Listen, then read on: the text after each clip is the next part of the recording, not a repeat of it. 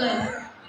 தாய் தந்த அன்பு மொழி, தந்தை சொன்ன அறிவு மொழி, என் தாயின் கருவறையில் இருந்தே பயின்ற மொழி, அன்னையின் தாலாட்டில் கேட்ட மொழி, பாட்டி கதை சொன்ன மொழி, கல் தோன்றா மண் தோன்றா காலத்திற்கு முன்பே தோன்றிய மொழிதான் என் தமிழ் மொழி. ஆம், என் தமிழ் மொழி. இத்தகைய பெருமை மிக்க தமிழ் மொழி பேசும் தமிழ் மக்கள் அனைவருக்கும் கீர்த்தி நிரல்யாவின் அன்பு வணக்கங்கள். யாமறிந்த மொழிகளிலே தமிழ் மொழி போல் இனிதாவது எங்கும் காணோம் என்று பாரதி கூறினார். இவ்வளவு இனிமையான மொழிதான் நமது தமிழ் மொழி. தமிழ் மக்கள் வாழும் தமிழ்நாடு என்பதும் என் நினைவுக்கு வருவது என்னவென்று கூறுவது? காலம் பல கடந்த கோவில்கள், நெல் விளையும் விவசாயம், மண் வாசனை மாறா கிராமமும், கிராமத்து மக்களின் பாசமும், கீழடி பெருமைகள், அழியாத கலாச்சாரம் மற்றும் பண்பாடுகள், நாட்டுப்புற கலைகள், ருசிக்கூட்டும் சமையல் வகைகள், மாறாத உறவு முறைகள், கூட்டு குடும்பங்கள் என நினைவுகள் பல. அதில் மைத்தீட்டும் நினைவாக என்றும் மாறாத நமது தாய்மொழி தமிழும். உங்களுக்கு ஒரு கேள்வி எழலாம், நான் ஏன் தமிழ்நாட்டை பற்றியும் தமிழ் மக்களை பற்றியும் தமிழ் மொழியை பற்றியும் இவ்வளவு பெருமையாக புகழ்கிறேனே என்று. அதற்கு ஒரு காரணம் உண்டு. ஏனென்றால் இன்று சித்திரை திருநாள் கொண்டாட்டம். தமிழ் புத்தாண்டாகிய சித்திரை திருநாள் கொண்டாட்டம் அன்று சேர சோழ பாண்டிய மன்னர்களால் ஆளப்பட்ட தமிழ்நாட்டின் சிறப்பு வாய்ந்த இடங்களை உங்களுடன் பகிர்ந்து கொள்ள போகிறேன். இதோ உங்களுக்காக.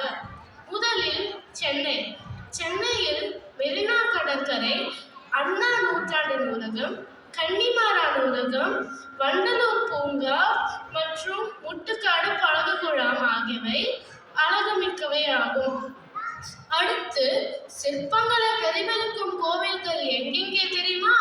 மதுரை மீனாட்சி அம்மன் கோயில், தஞ்சை பெரிய கோவில் மற்றும் மகாபலிபுரத்தில் உள்ள கடற்கரை கோவில் ஆகியவை இன்னும் அழகு கூறியவை ஆகும். பிறகு திருச்சியில் அமைந்துள்ள மலைக்கோட்டை மற்றும் ஸ்ரீரங்கநாதர் ஆலயம் முக்கிய கோவில்கள் ஆகும். கன்னியாகுமரியில் கடலுக்கு நடுவே அமைந்துள்ள திருவள்ளுவர் சிலை காண வேண்டிய இடமாகும். சமீபத்தில் கன்னியாகுமரியில் கண்ணாடி இலை பாலம் ஒன்று கட்டப்பட்டுள்ளது. அது எவ்வளவு அழகு தெரியுமா? பண்டைய தமிழர்கள் தமிழ்நாட்டை குறிஞ்சி, முல்லை, மருதம், நெய்தல், பாலை என பிரித்தனர். அதாவது தமிழ்நாட்டை மலைகள், காடுகள், வயல்வெளிகள், கடல்கள் மற்றும் பாலை நிலங்கள் ஆகியவை இயற்கை அழகை கொண்டது. தமிழ்நாட்டில் சுற்றுலா தலங்கள் எங்கெங்கே தெரியுமா? கொடைக்கானல் மற்றும் ஊட்டி. எழில் கொஞ்சம் ஊட்டியில் தொட்டபெட்டா மற்றும் பைக்காரா ஃபால்ஸ் சிறியவர்கள் முதல் பெரியவர்கள் வரை கண்டு கழிக்கும் இடமாக அமைகிறது.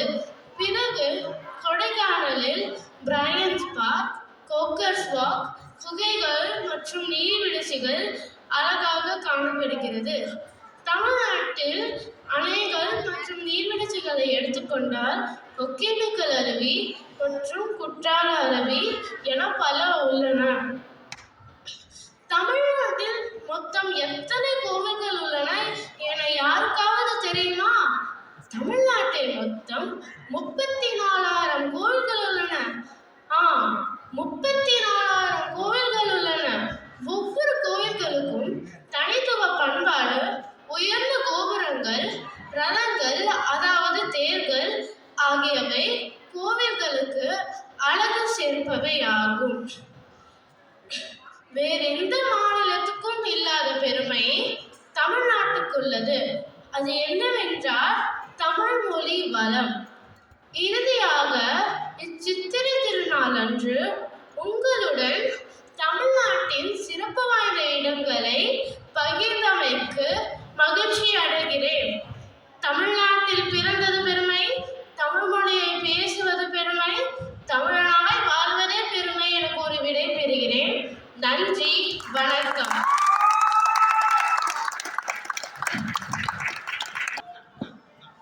இறுதியாக நம்ம நடத்தின பேச்சு போட்டி.